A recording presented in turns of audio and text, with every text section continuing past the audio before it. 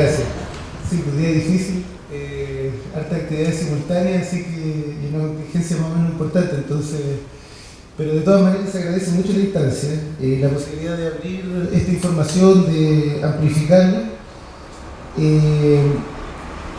sí, yo conocí al Riel y igual podemos entablar una conversación porque estamos con una compañera que formó parte de la compañía en los años 80, entonces estuvo en un montaje que se llama La Catalina, que tengo entendido que se estrenó en el 87 y fueron momentos súper importantes para la resistencia cultural. Y justamente por eso es importante este libro. Yo quiero presentarlo como a grandes rasgos y después podemos abrir la palabra, aprovechando de hacer algo más íntimo también. Y bueno, yo creo que ¿por qué es importante este libro?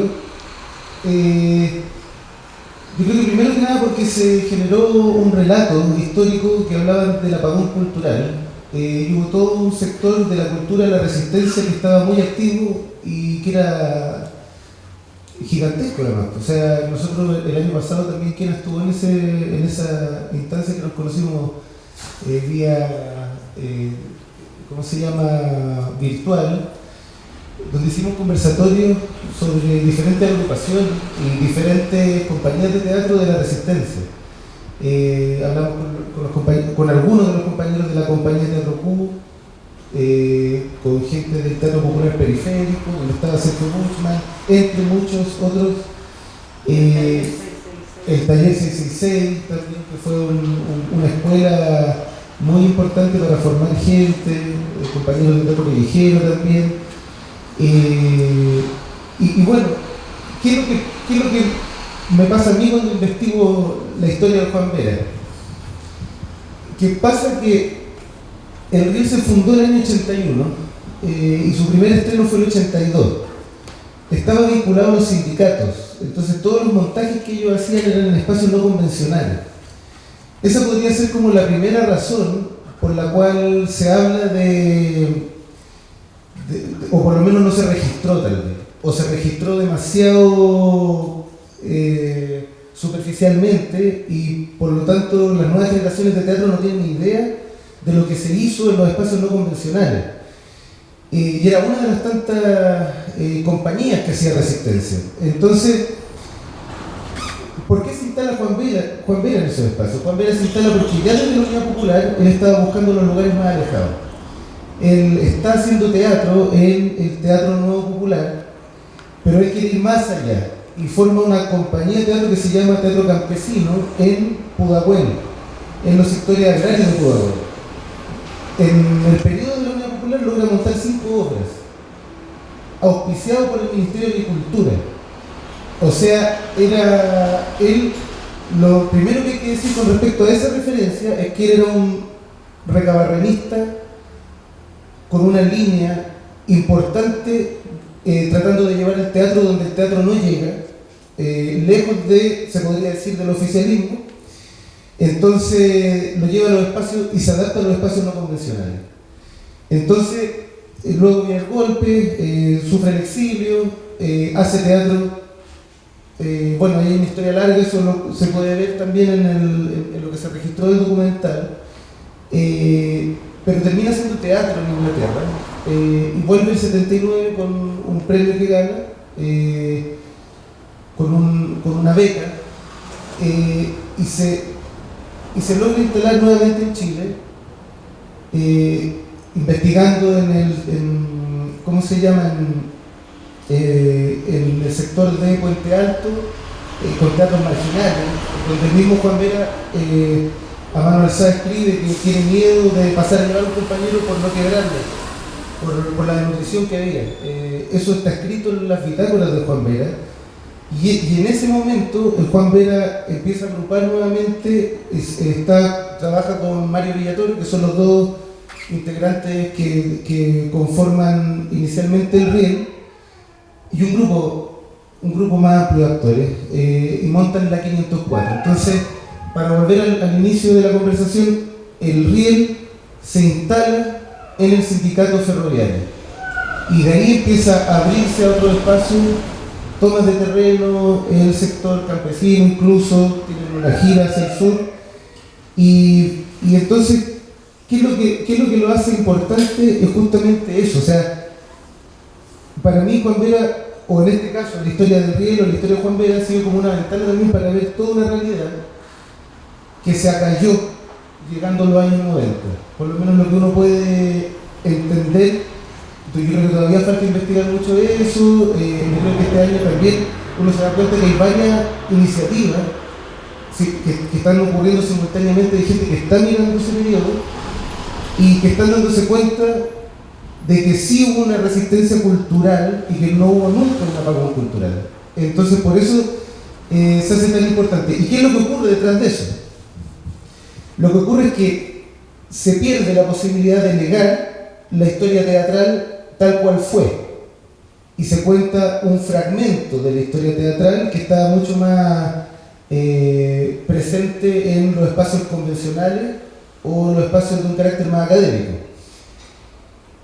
Pero además de eso, tenemos una dramaturgia que no se conoce.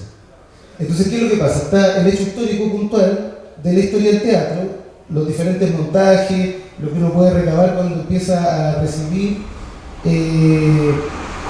documentos, trípticos. Este año, hace poco tiempo, falleció un integrante muy importante del Riel, que tenía gran cantidad de documentación, que es Javier Rodríguez, y el Riel pesó harto su partida, y entonces esos documentos están en gente que sigue manteniendo esos papeles, esas fotografías, y finalmente uno se va enterando de que hay espacios, lugares que formaron parte de una escena, de un panorama distinto al habitual, y por lo tanto, como que vuelvo a reiterar que comprenden un aspecto que tiene que ver con la historia concreta del teatro o de la cultura, pero también tenemos que en la incapacidad de difundir la historia, como ocurrió, también nos quedamos con que había un dramaturgo cuya literatura lo estaba haciendo traspasar y compartir. Y ahí es donde también viene un segundo impacto. Yo creo que el primer impacto ocurre cuando estrenamos el documental de un compañero, esto yo lo repito harto, un compañero que estudió en una escuela con una mirada de izquierda, y él dice: yo tuve a tal y tal y tal profesor, y nunca me nombraron a Juan Vera. Juan Vera no existe en la Academia Teatral Chilena y no existe en la historia del teatro.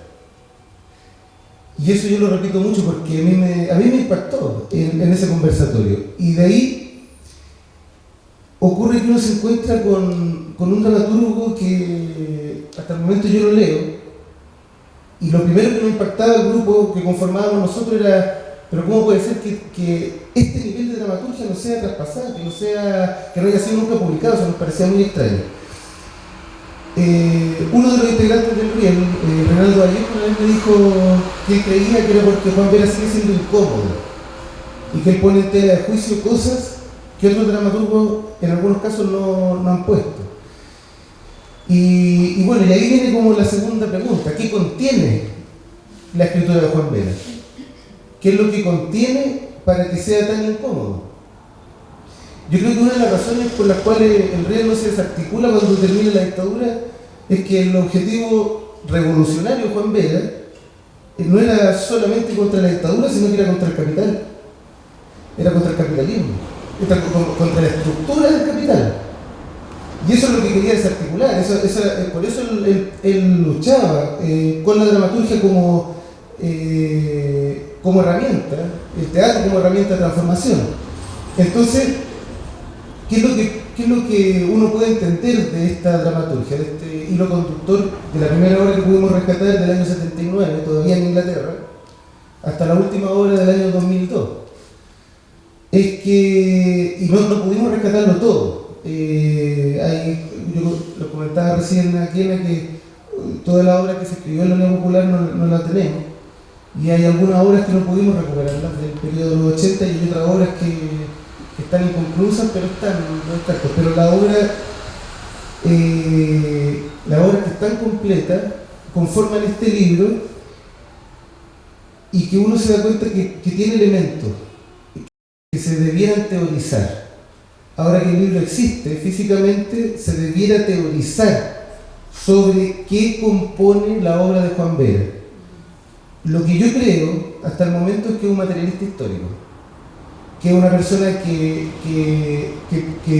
plantea la realidad con una percepción o con una forma de entender el mundo dialécticamente, a partir de la lucha de clases, pero lo que conflictúa, yo hacía una relación la otra vez, tomando una obra de Bertolt Brecht, que es el Pontil y su criado Mati, no confronta necesariamente el burgués con el proletario.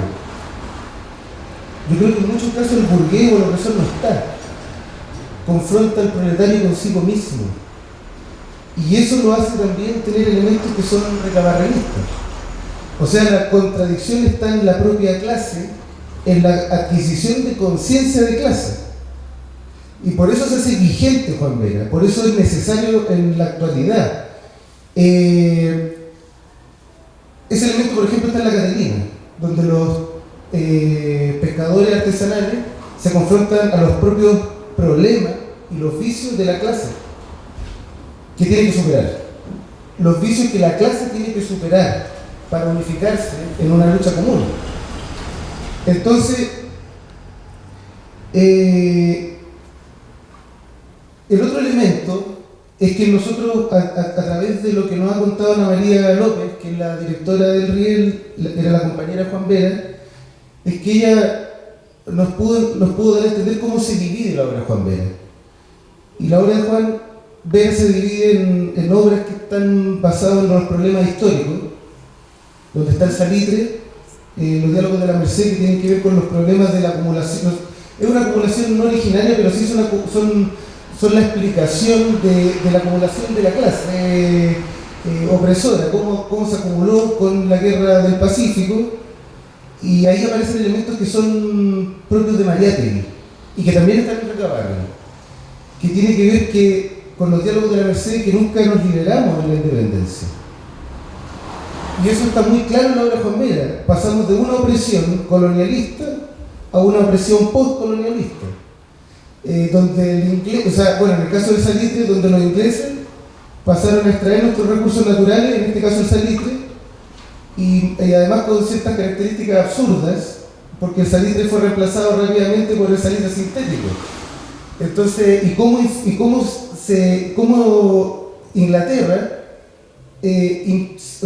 logra provocar la guerra del Pacífico además. Y nosotros los países latinoamericanos creemos que es una guerra entre naciones hermanas. Entonces, están las obras con esta temática histórica. Están las obras donde que Ana María dice el ser humano y su trabajo, que tiene que ver fuertemente con el obrero, con la clase, con el proletario, con los ferroviarios, con la gente de la construcción, con los mineros y con los pescadores. Y ya llegando a los años 90, Juan Vera empieza a trabajar fuertemente, lo viene trabajando siempre, que es el tema de la memoria, la prisión política, los desaparecidos, pero se vuelve un poco más intenso, hay un vuelco en su dramaturgia, son obras de teatro más íntimas, de menos personajes, y aparece en el 89, se estrena en Suecia, Los amantes y los ojos, y después viene una trilogía, hay 4 obras, 3 obras, 4 obras que están inscritas, a las cuales Juan Vera le puso ese contexto, le puso palabras de amor y aliento a mi tierra herida, donde está Antonio Pajaritos de Mimbre, Remolinos de Papel,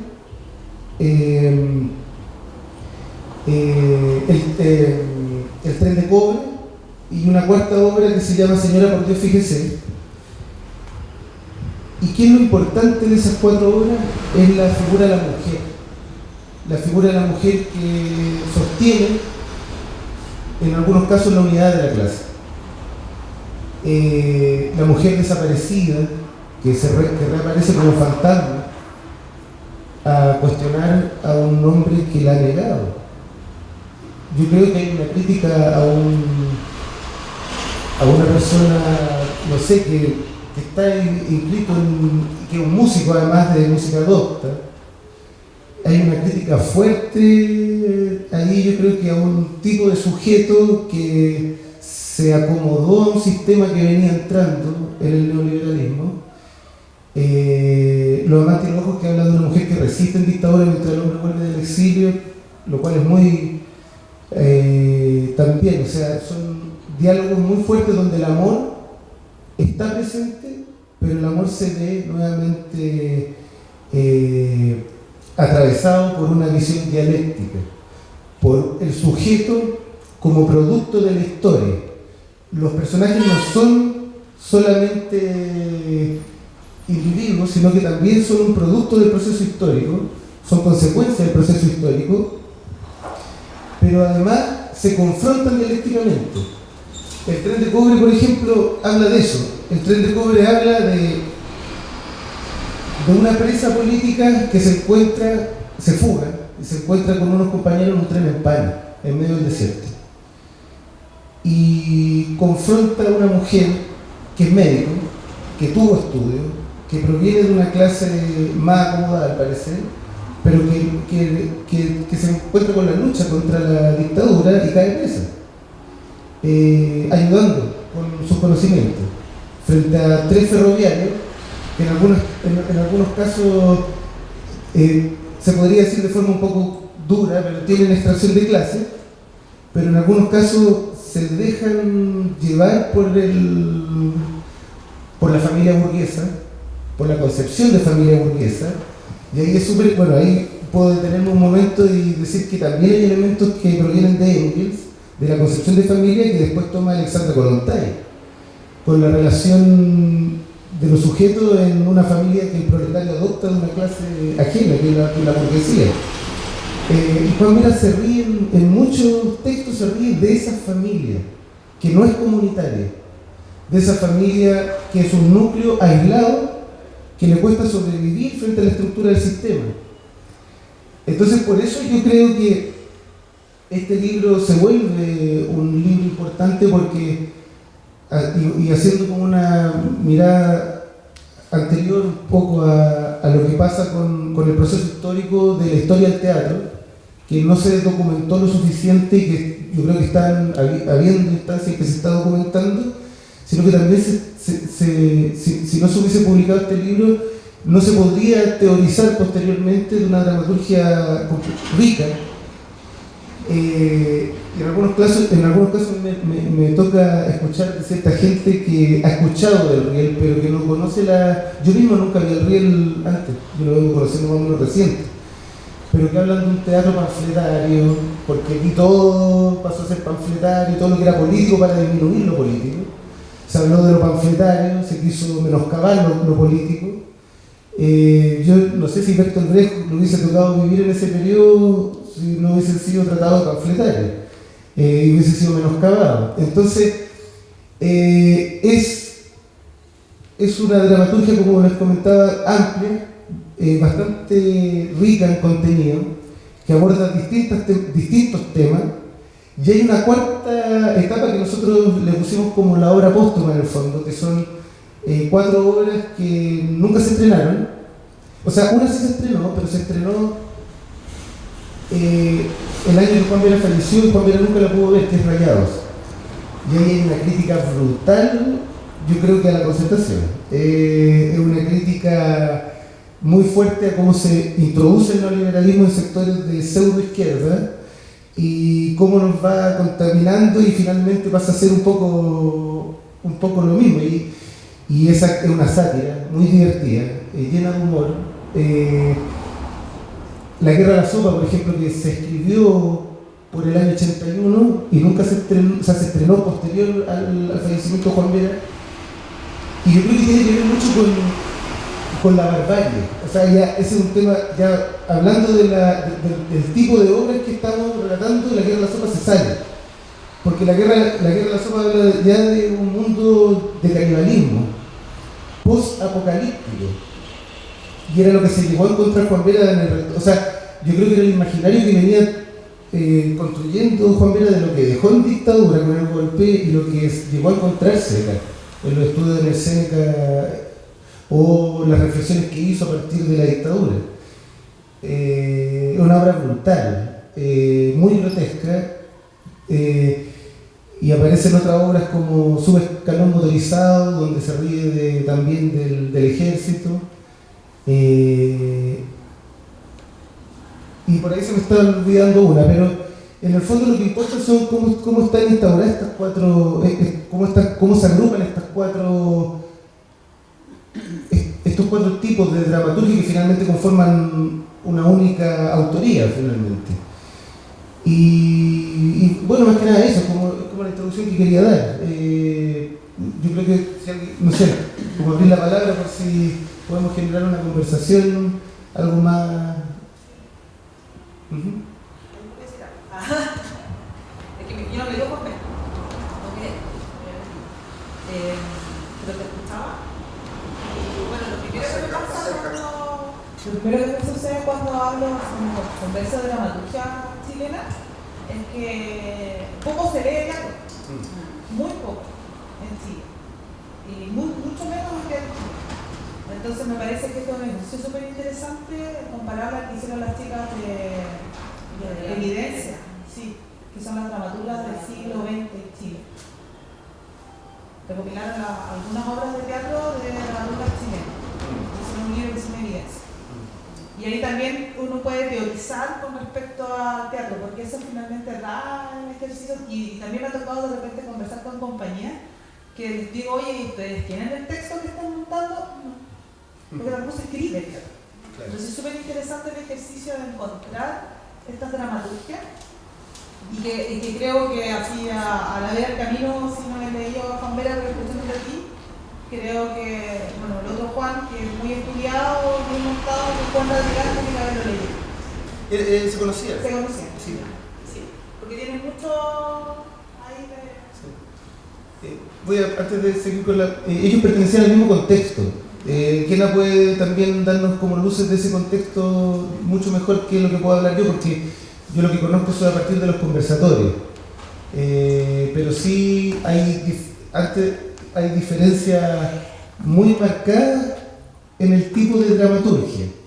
Y ahí puedo comentarle yo después, pero no sé si primero vas a comentar abrir la palabra a Kena. Bueno, mira, lo primero que quiero decir es, a raíz de lo que tú planteaste, de que dices que no hubo este periodo oscuro en la cultura en Chile, que de hecho sí la hubo. Lo que pasa es que todo lo que fue surgiendo después del golpe, que pasaron unos cuantos años hasta que la gente empezó a atreverse a hacer cosas, en la cosa cultural, que fue más bien empezando los 80 o 79 para adelante, fue muy, como te dijera, estábamos todos conscientes que no podíamos hablar muy explícitamente, sino que buscábamos lenguaje bastante simbólico. Y a veces a nosotros nos decían, oye, pero eso no lo van a entender en la población, y lo entendían así. Porque aunque tú no explicitaras todo tal cual era literalmente, la gente lo sentía. Bueno, yo conocí al Riel por ahí por el año 81, 82, cuando yo estaba estudiando teatro en el taller 666. En ese periodo, ese taller se formó como un centro cultural donde se hacían clases de teatro, música, danza, folclore. Fue muy importante lo que se logró hacer en ese taller. El nombre como que no dice nada respecto a lo que ahí ocurrió. Ahí estudié yo teatro, 3 años, porque después se quebró y se tuvo que terminar. Y todos los profesores que hay ahí eran que estaban en las listas negras y no podían actuar. Actores, músicos, bailarines, etcétera, etcétera. Entonces tuvimos muy buenos profesores Todo el salido de la Chile, de la Escuela de Teatro de la Chile y de la Católica en esa época, que eran las dos escuelas que tenían teatro. Entonces, por ahí yo conocí al Riego, porque era como con nosotros, que éramos un grupo de teatro del taller, que se formó una compañía, teníamos mucho en común de nuestra forma de hacer teatro y donde nos importaba mostrar el teatro, y que todo era contestatario. Entonces íbamos a las poblaciones, a los sindicatos, igual que él. Teníamos como los mismos circuitos. De ahí yo conocí a Juan Vera y trabajé con él primero como ayudándole a la iluminación del sonido en la 504 y después en la Catalina, que ya ahí nos tocó desde el principio, o sea, hacer la investigación para escribir la obra, que fue muy interesante. Para mí fue una experiencia riquísima, porque fue sobre un hecho real que pasó con familias de pescadores artesanales. No me acuerdo bien el lugar físico, pero era cerca de Quintero. Bueno, no sé si ahondar en lo que significó eso, ¿no? Pero yo encuentro que en tu alocución me parece súper interesante la comparación, no comparación, sino que cómo parte el teatro acá en Chile con recabar este teatro social. Y la comparación, un poco que se podría decir como algo parecido a lo de Brecht, Bertolt Brecht, y acá en Chile también Juan Radrigán. Juan Radrigán tampoco es un dramaturgo como muy bullado, que se le conoce mucho, pero fue bien importante su obra también, porque también tocaba lo social. Entonces, claro, este teatro que era social, en plena dictadura, no podía ser muy como aparatoso, ni estar en las salas más importantes. Bueno, se cerraron varias salas en esa época de la oscuridad, ¿no?, cultural. Así como se prohibió escuchar a Víctor Jara y a Luis Guzmán y todos esos grupos. A eso se refiere, digamos, como al oscurantismo que vivimos en los primeros años de la dictadura. Y fue surgiendo esta otra cultura. Y todos estos grupos que se formaron, que eran más o menos en la misma línea, que toda eran gente de izquierda que quería decir algo, quería luchar y ser resistente a esta dictadura brutal, nos juntábamos, y no solo los teatreros, sino los bailarines, los audiovisualistas, y se formó la Corporación Cultural, que fue súper importante también ese movimiento. Entonces, a mí me parece súper importante que este libro, ya que está escrito, es un material que se puede estudiar, pudiera llegar a las escuelas de teatro del país. Porque yo creo que es un material bien rico. O sea, el Juan tenía una cosa que entra en una de sus etapas que tú escribiste, que es hablar sobre la clase obrera en todos sus ámbitos. Él era fanático de los trenes y por eso escribió la 504, que tiene que ver con una obra sobre los ferroviarios, ¿no? Está la otra de los mineros, la Catalina de los pescadores, y hacíamos investigación. Digamos, nosotros cuando fuimos a la Catalina, vinimos al sindicato de pescadores, tuvimos reuniones con ellos acá en el paraíso. Entonces hay una cosa muy rica de recoger lo que esta gente hace y los sufrimientos que tienen. Entonces es muy social eso, es importante que se dé a conocer. Eso podría decir por ahora. Sí, amigo, me gustaría comentar, no lo conocía, y sí leo teatro y estudio teatro porque soy actriz y hago clases de teatro además, y no me apareció nunca, hasta ahora. me parece interesante la temática que abarca, que trata y quiero uno, claramente. Y creo que es importante difundirlo, creo que es importante que la gente lo conozca también, sobre todo si está... Que los alumnos lo lean. Que lo lean, recuperar esas historias de los pescadores, de ferroviarios, sobre todo si se hacían investigaciones también, debe ser un material muy rico de poder estudiar y conectarse con la época y también con el teatro de esa época. Porque acá en Valparaíso, de esa época, o más o menos como los que más se conocen, a Teba, no sé, como no había escuchado de verdad como de Juan Rueda ni de Río. ¿Iba a decir algo? Sí, iba a decir algo de eso, no.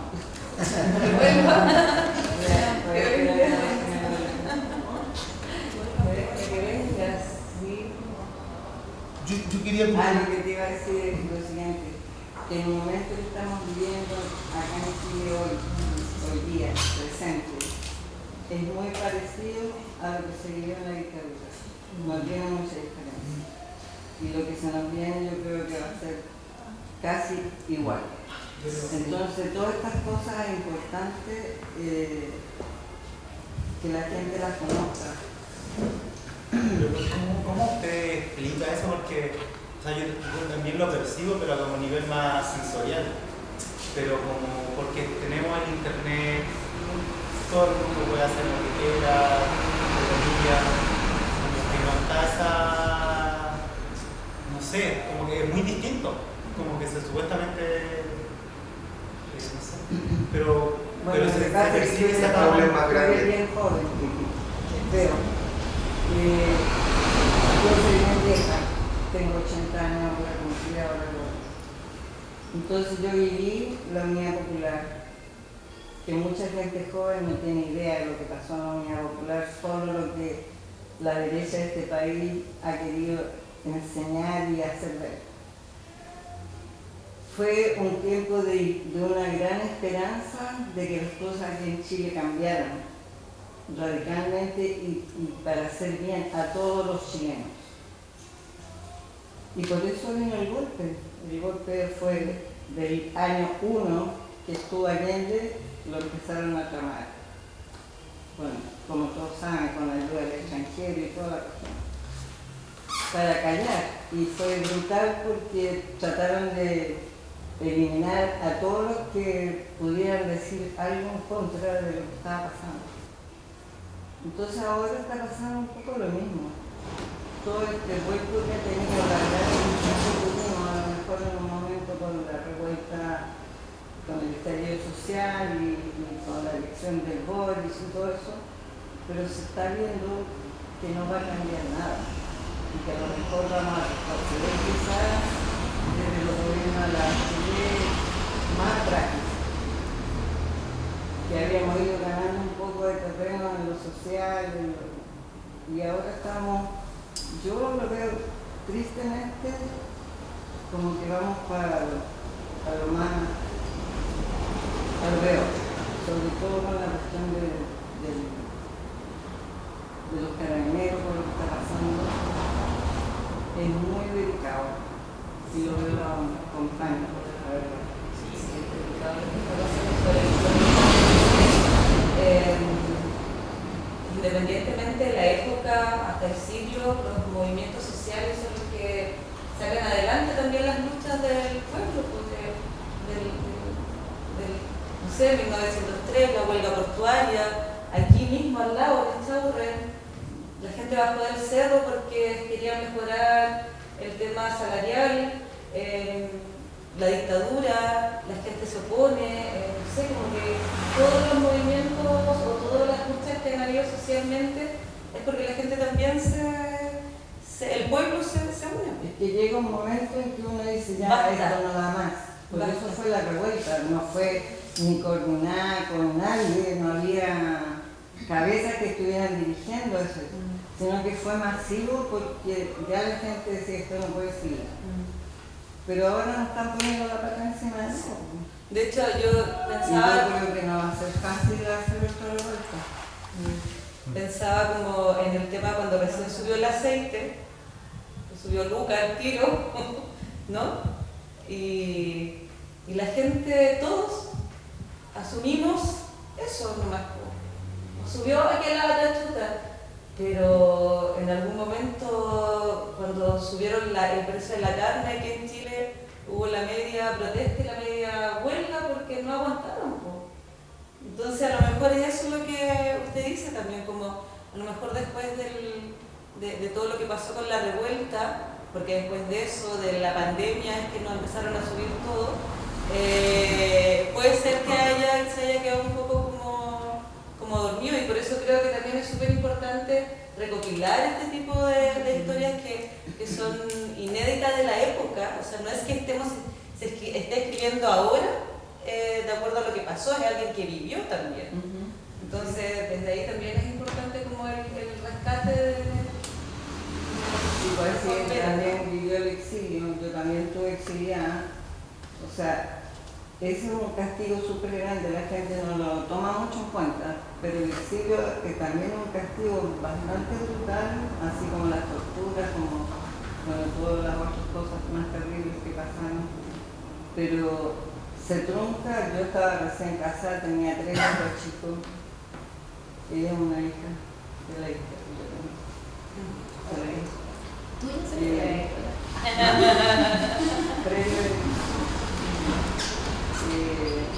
Salir de tu país, dejar a tu familia, dejar a tus amistades, empezar todo de cero.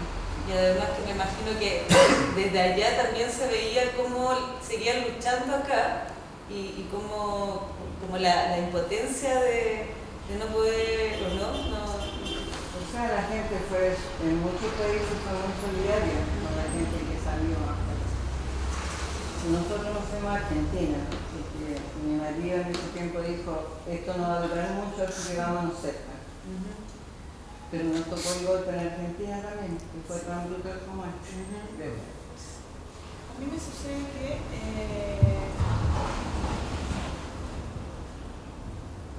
tengo la memoria emotiva de los 80. Entonces empecé a observar a Valparaíso, empecé a observar los fenómenos que se empezaron a dar en Valparaíso, que eran muy parecidos a lo que sucedía en los 80 en mi infancia. Lo primero que empecé a mirar fue la Feria Libre y cómo empezó a transformarse la Feria Libre y cómo la Feria Libre comenzó a tener mucho más espacio y cómo comenzaron nuevamente a vender pescado frito en la Feria Libre y cómo la Feria Libre ya no estaba solo en la Avenida Argentina, sino que me bajaba a la micro que en Bellavista y también había feria y más arriba había otra feria. Entonces empecé a le cambiaron de color a las micro los pacos, volvieron a ser negras y blancas. Yo que impactada el año pasado cuando me cambiaron el color a la micro los pacos, y venía caminando para acá y casi me vino una reacción muy potente. Hasta el día de hoy entiendo que todo eso son cuestiones simbólicas que hacen que las personas de los 80 hacia abajo tengan algo, les pase, les suceda algo. Y la transformación es de verdad. Y ahora además está aquí en Chile el fenómeno de la creación del enemigo, del otro y de la otra como inmigrante. En este momento en Chile se están violando sistemáticamente los derechos humanos de personas que están en la frontera con muertos de calor, de frío. El desierto es frío de noche, no es juego, y que los están maltratando, así como nos maltratan también a nosotros y a nosotras. Así como también a nosotros ahora nos están tratando de cuántas personas, aún me sorprende que, por suerte, que esta xenofobia no haya calado en el corazoncito de algunas personas chilenas y golpeen a los migrantes. A mí también ha sido súper fuerte volver a caminar por un Valparaíso con familias que están pidiendo dinero con sus hijos. Eso era algo que pasaba en 1980. Después de los 90 se guardó. por esta cuestión de la democracia y del libre mercado, todo lo que vendieron en los 90, pero que ahora está nuevamente en las calles. Si hay cosas de... A mí me pasa eso, y por eso creo y siento que siempre pienso que efectivamente la cosa va para atrás, y ya está atrás, 40 años, 50 años atrás. Veo los discursos, escucho los discursos de las personas de derecha, que la derecha en el mundo la supo hacer muy bien, se quedaron calladitos durante 30 años y ahora ¡ta! Y en Argentina está a punto de ganar el tipo que de verdad es Hitler. Entonces, y con el apoyo de la juventud, que es súper complejo eso. Son los jóvenes los que están diciendo que van a votar por Milei, por ejemplo. En Europa pasó lo mismo, bueno, eso. Entonces creo que desde ahí descubrir autores, autoras, dramaturgos, dramaturgas, compañías de teatro que estén en la resistencia. Yo creo que se resiste en el momento, pero cuando está escrito, la resistencia se persiste. Porque claro, tú escribes para que quede ahí, ¿no? Entonces se sigue resistiendo, ¿no? Con la resistencia sí, eso. Pero sí estamos 80izados y creo que hay 3 caminos posibles. Uno es Chile volviendo a los 80, es decir, un neoliberalismo como con la bota militar. Chile en los 90, un neoliberalismo de cuello y corbata, que no se... o que efectivamente se profundice y que la gigante.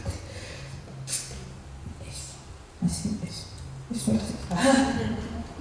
Yo quisiera retomar lo que se está hablando en cuanto a la temática, pero volver a hacer una relación que justamente una pregunta que quedó como en el aire. Tú comentabas el otro Juan, pero el Juan Vera, y comentamos un poco del contexto. Yo creo que eso es interesante relacionar y por qué también es necesario la literatura Juan Vera para lo que estamos hablando en la actualidad. Y no deja de serlo también importante la de Juan Radigual. Pero ¿cuáles son las diferencias? Según lo que estamos hablando, es que los dos hablaron de sujetos distintos. Radigual habló de la marginalidad y Juan Vera habló de la clase obrera. Y el sujeto, a pesar de que los dos son productos de la opresión, los dos son productos de una clase opresora, el efecto que generan también es diferente.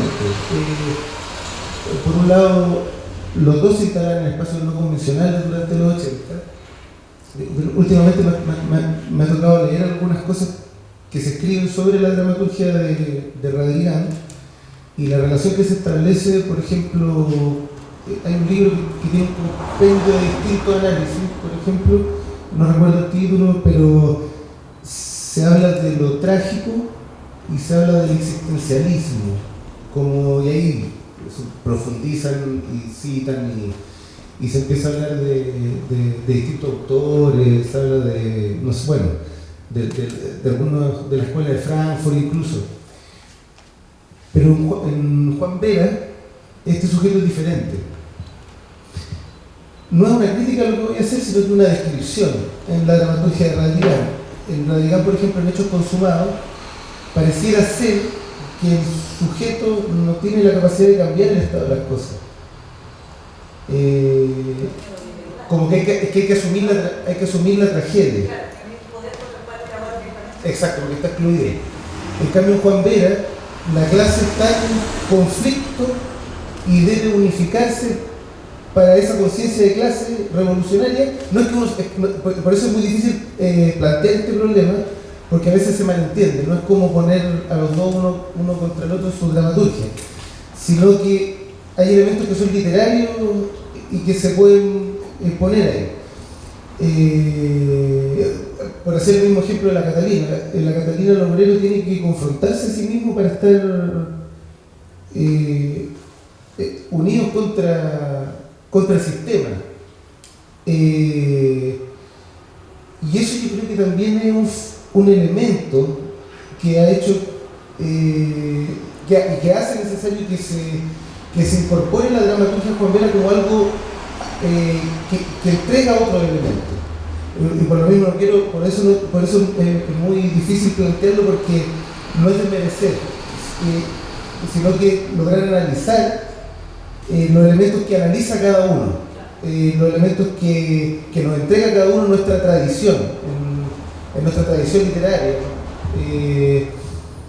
Y eso, y si lo vinculamos a lo que estamos conversando recientemente, la dificultad de 30 y tantos años de neoliberalismo, o sea, 40 ya 50 años ya desde que se instala con la dictadura a fuerza el capitalismo, o sea, se reinstaura el capitalismo, siempre hubo extraccionismo y luego se recupera con el golpe ese capital feroz y luego el neoliberalismo, y el problema de lo que se hace necesario en esta dramaturgia es cómo nos han dividido, cómo nos han segmentado en necesidades distintas, que en algún momento con el estallido estábamos todos juntos, pero eran demandas que nunca se identificaron como problemas de una clase. Yo creo que nuestro gran fracaso como clase es que seguimos identificando, nos enseñaron que teníamos que identificar que eran problemas ajenos a la clase y nos dividen, porque tu problema de acá no es igual al problema del vecino. Entonces todos reclamamos problemas que son particulares y no entendemos de dónde proviene ese problema. Entonces yo creo que por eso es necesario retomar, o más que retomar, difundir a Juan Vera. Y desde ahí no es posible tener como una... No voy a poner ese término, no es posible tener un enemigo claro. Exacto. ¿A quién sacar? Y ahí está cuando el asunto de Rodríguez, que finalmente parece que no hay poder. Claro. ¿Qué hago? No hay poder, ¿a quién te reclamo? Y solo bueno, quería comentar o preguntar, no sé cómo, que el tipo de teatro, ¿no?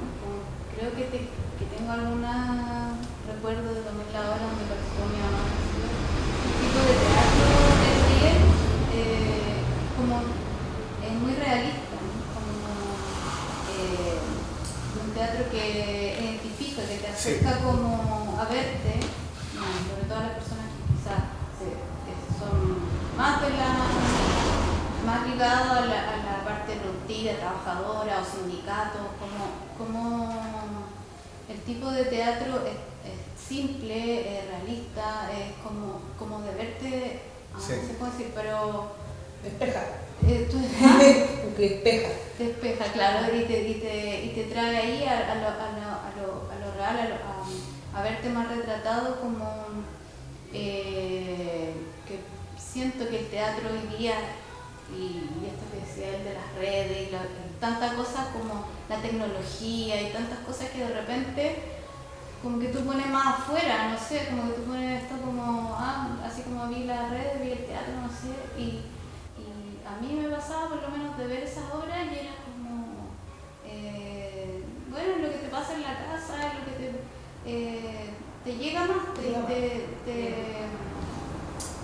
la pregunta un poco porque tengo como una noción de la obra, el tipo de teatro, eso. Parece que hay una evolución y parece que hay distintos elementos. Por un lado está la necesidad de retratar, de reflejar. Eso es contradictorio con Brecht, porque Brecht trataba de que el espectador no se reflejara, que fuera distante para que fuera reflexivo.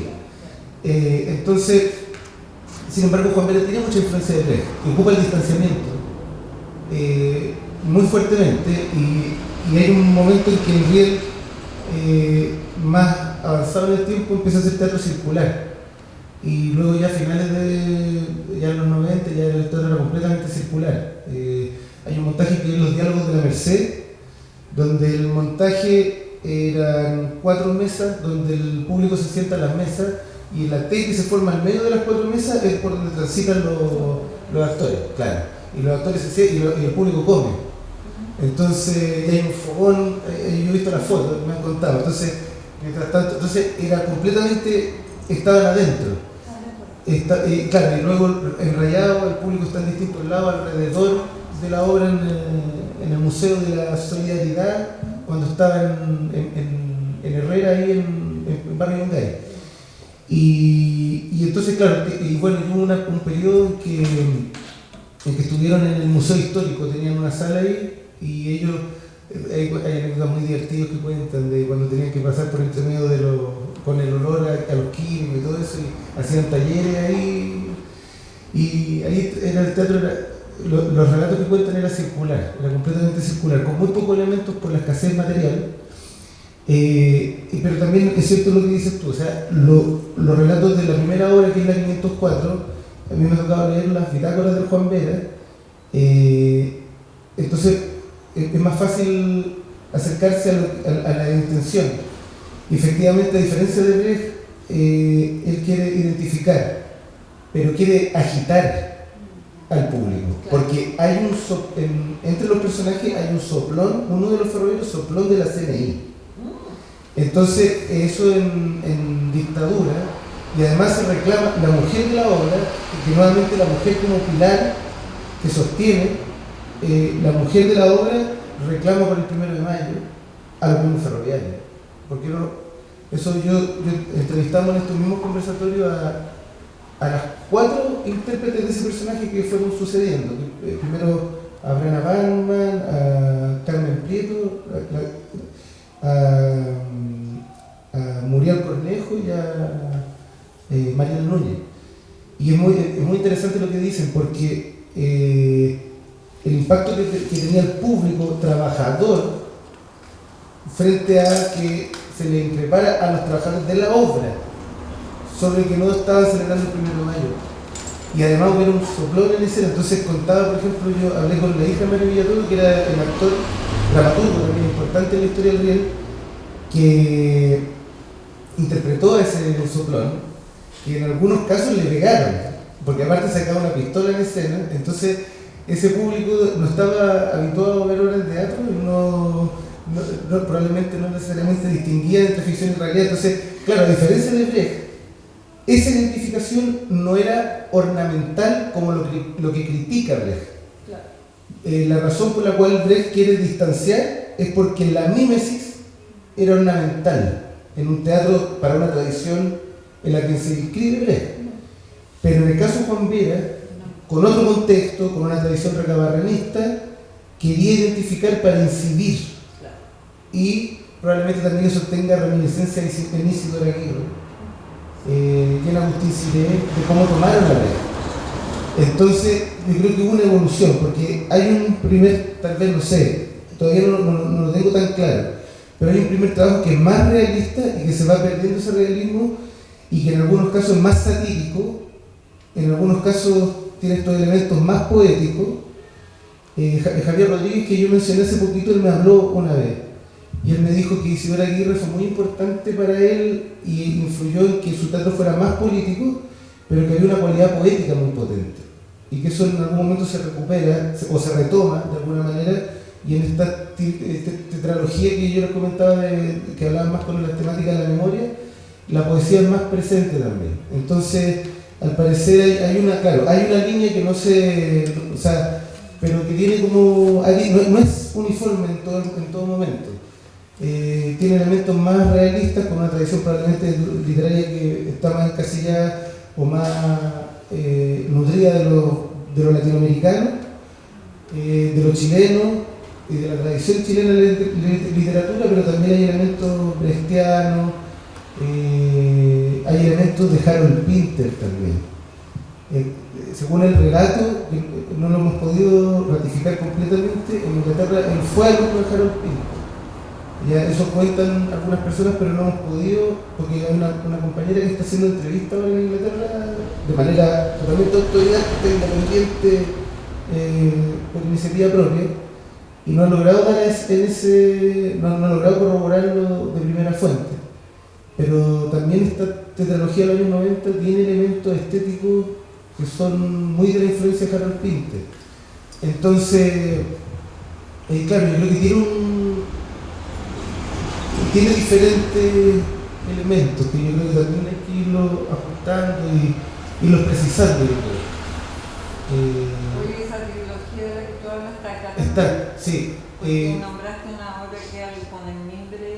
Antonia Pajaritos de Mimbre. ¿Eso no está aquí? Está.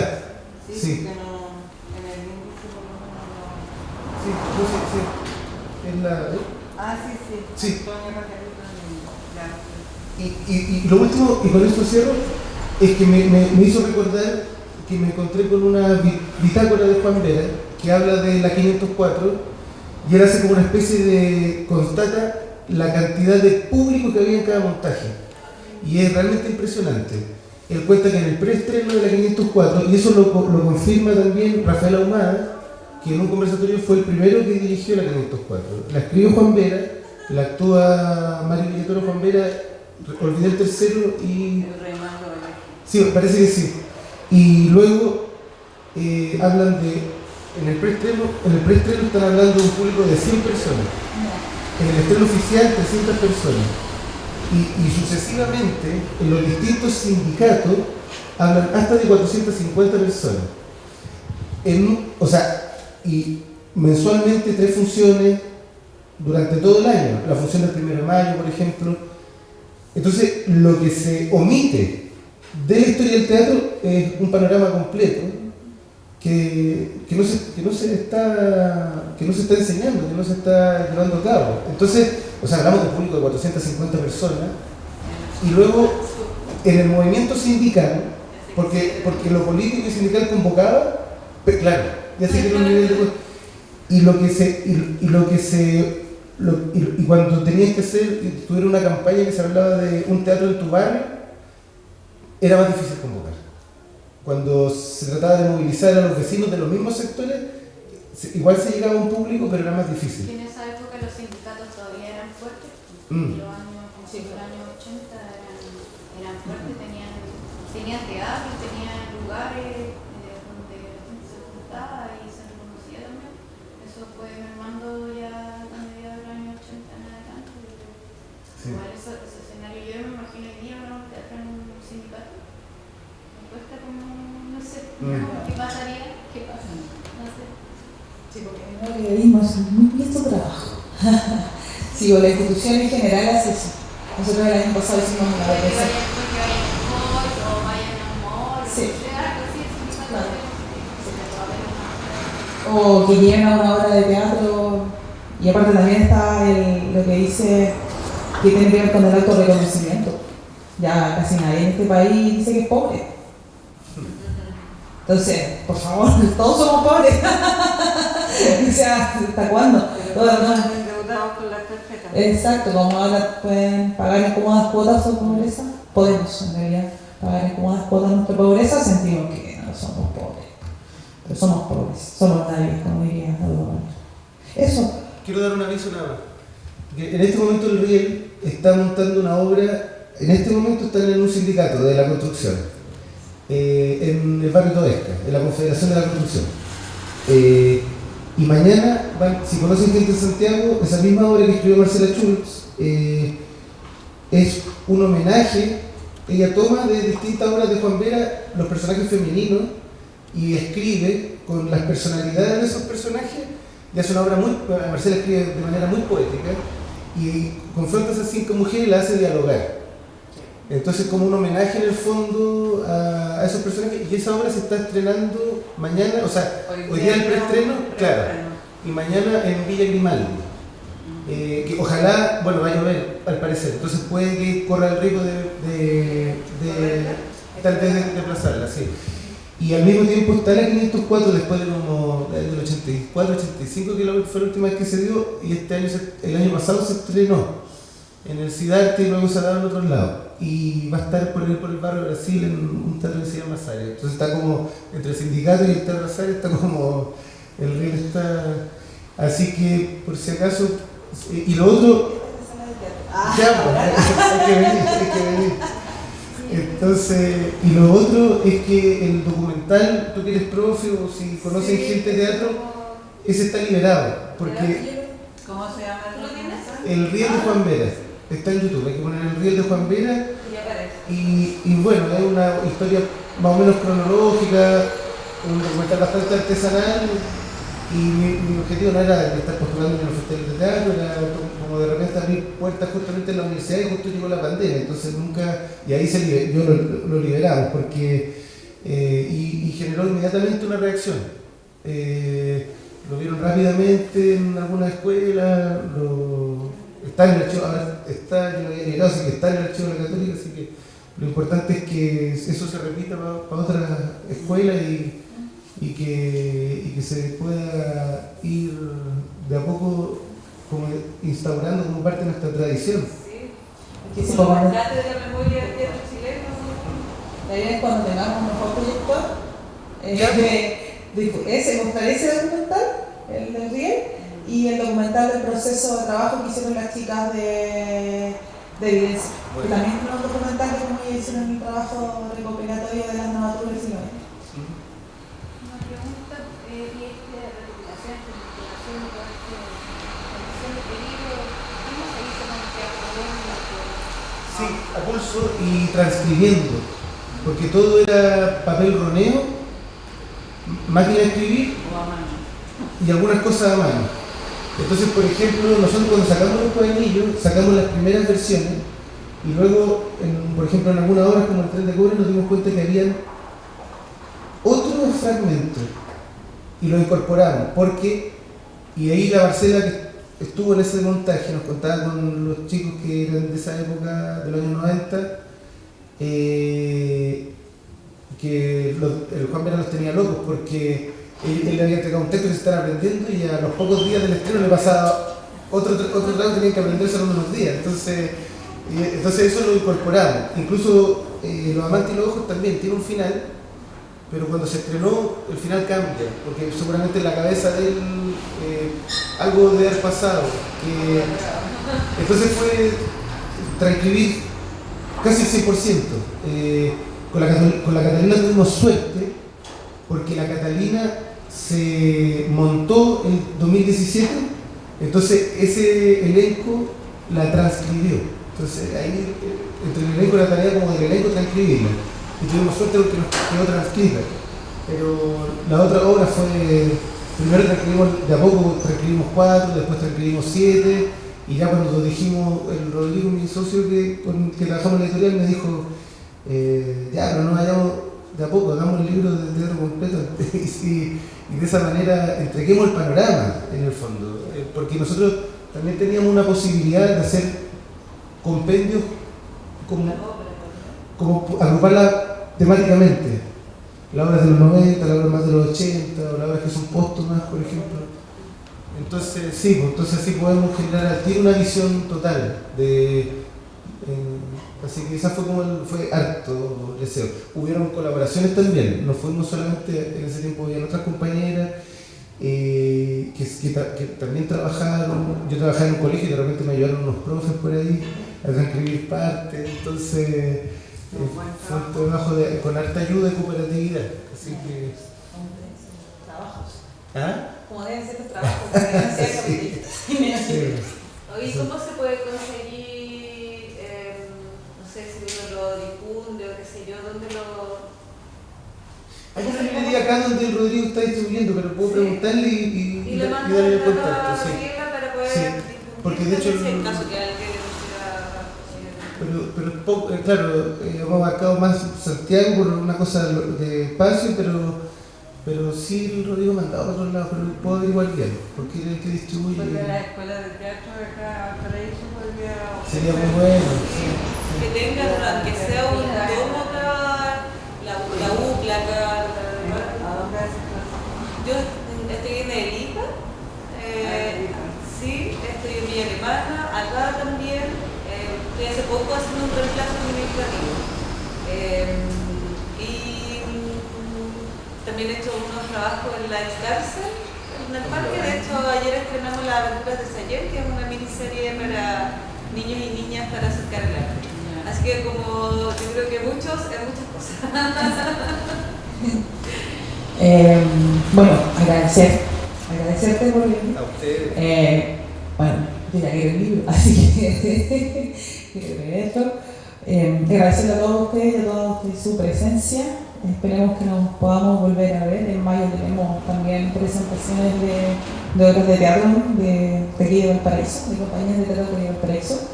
Y eso, súper bienvenidos y bienvenidas a nuevas actividades. Ahí estén atentos al Instagram de esa corporación porque ahí Subimos todas las... ¿Cómo es corporación? SEAC.corp. No, pero ¿cómo la sigla? ¿Cómo se traduce? Sí, Corporación, Educación, Arte y Cultura. Y esta es la sala de arte escénica Olga Quesada. Este es el espacio escénico. Entonces cuando hablan de obras digo, cabrón. Pero aquí claro hacemos eso. Obras de teatro, conciertos, presentaciones poéticas. Así que están súper invitados en vida. Gracias.